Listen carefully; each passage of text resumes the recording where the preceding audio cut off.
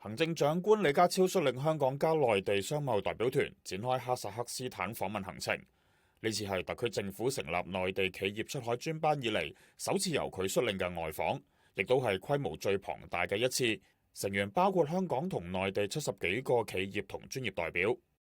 李家超同哈薩克斯坦總統托卡耶夫會面，就深化雙邊關係交流意見。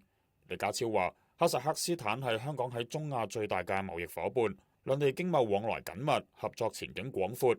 佢期望兩地加強雙向合作，哈薩克斯坦企業善用香港嘅專業服務同營商優勢，開拓中國內地同亞洲市場。香港同內地企業亦都可以出海，把握哈薩克斯坦經濟改革嘅發展機遇，喺中亞建立業務據點。李家超之後到訪當地科技和創新園區阿斯塔納樞紐，了解哈薩克斯坦喺人工智能領域嘅最新發展。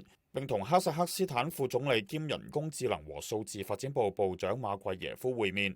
李家超介紹咗香港喺創科方面嘅發展，又同馬貴耶夫見證雙方機構交換合作備忘錄。